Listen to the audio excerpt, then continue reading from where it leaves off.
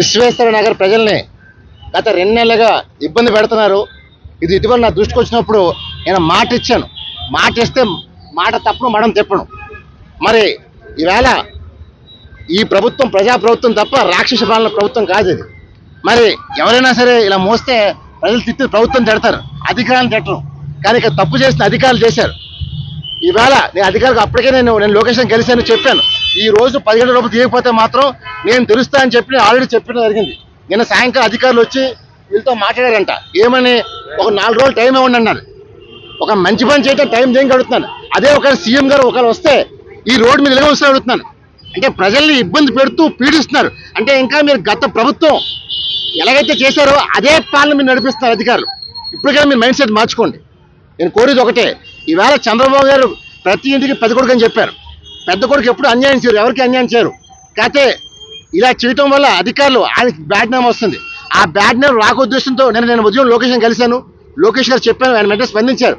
అందువల్ల ఇది ప్రజాప్రభుత్వం తప్ప ఈ ప్రభుత్వం ప్రజల కోసం పనిచేస్తుంది. అంతేగాని ఎవరో వాళ్ళ కోసం పనిచేస్తారు కూడా తన భ్రమ. ఇప్పటికే అధికారులు మైసూరు మార్చుకోండి. గతంలో మనం చూసాం, పల్లా శ్రీనివాసరావు బిల్డింగ్ కూల్చేశారు అధికారులు. ప్రభుత్వం చెప్పిందని. మరి ఈ రోజు అమర్నాథ్ విషయంలో ఎందుకు ఉదాసీన వ్యవస్థలు అడుగుతున్నారు అంటే దేనికి?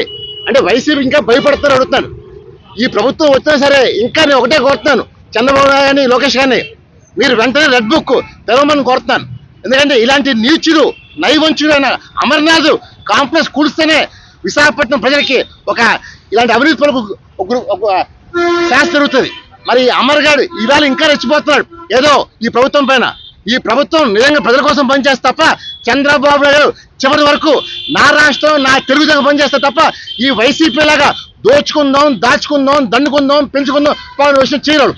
ఎప్పటికైనా సరే ఒకటే కోరుతున్నాం ప్రజలందరినీ, ఏదో రామ్ వచ్చారని కాదు, ఎక్కడైనా సరే సమస్య ఉంటే ప్రతి ఒక్క ప్రజలు ఒక భగత్ సింగ్, ఓ సుభాష్ చంద్రబోస్, అల్లు సీతారామరాజు, ఝాన్సీ లక్ష్మీబాయి మరియు రాణి రుద్రలు కావాలి.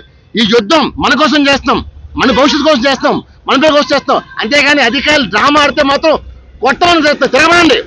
నాడు స్వతంత్రం రావాలని ఎంతోమంది పోరాడితే వచ్చింది. మరి ఈ స్వతంత్రం వచ్చినా సరే ఇంకా బానిసలు చేస్తారంటే ఈ అధికారుల నిర్లక్ష్యం బ్రిటిష్ కన్నా ఘోరంగా ఉంది. అది ఇప్పటికైనా అధికారులు మైండ్ సెట్ మార్చుకోండి. మార్చుకోకపోతే మాత్రం డెఫినెట్ గా మిమ్మల్ని అందరినీ సస్పెండ్ చేసి మనం చేస్తాను. జై హింద్. అసోసియేషన్ ప్రెసిడెంట్ గా ఉంటున్నాను. నా పేరు గొల్లపల్లి శ్రీనివాసరావు.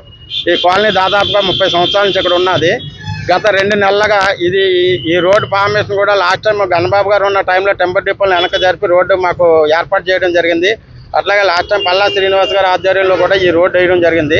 గత 2-3 నెలల నుంచి ఈ రోడ్లలో అడ్డంగా డివైడర్లు పెట్టి మాకు చాలా ఇబ్బందికరమైన పరిస్థితి ఏర్పడింది. పోలీసులు బయటకు వెళ్ళడానికి లేకుండా చాలా నానా అవస్థలు పడ్డామండి. మేము రావాలంటే అలాగా డిమార్ట్ ఆటోనార్ మొత్తం తిరిగి రావాల్సి వస్తుంది. 2 కిలోమీటర్లు 3 కిలోమీటర్ల దూరంతో వెళ్ళవలసి వస్తుంది.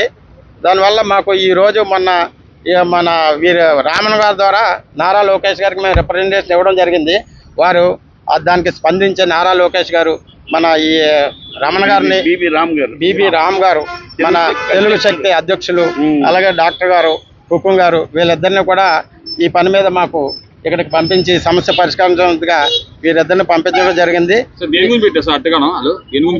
దీనికి ఇక్కడ ట్రాఫిక్ పెరిగిపోతుందండి. ఇక్కడ డిమార్ట్ ఉంది, దానివల్ల ఇటు ట్రాఫిక్ ఎక్కువ అయిపోతుంది. అందుకనేసి మేము డివైడర్లు పెట్టేస్తాం. మా కాల్ నుంచి 4 వీలర్ రావడానికే లేదండి 3 నెలల నుంచి. మేము అలాగే ఆటో నగరం 4-5 కిలోమీటర్లు తిరిగి రావాల్సి వస్తుంది. చాలా ఇబ్బందులు పడ్డాం.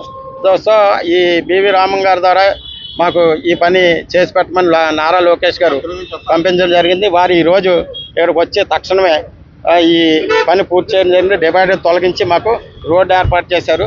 బీవీ రామన్ గారికి, నారా లోకేష్ గారికి, అలాగే పల్లా శ్రీను గారికి, కుటుంబ గారికి అందరికీ కూడా మా విశ్వేశ్వర కాలనీ అందరి తరఫున కూడా ప్రత్యేకంగా ధన్యవాదాలు. అలాగే మీడియా మిత్రులందరూ కూడా మీరందరూ కూడా మాకు సహకరించడానికి ప్రత్యేక ధన్యవాదాలు.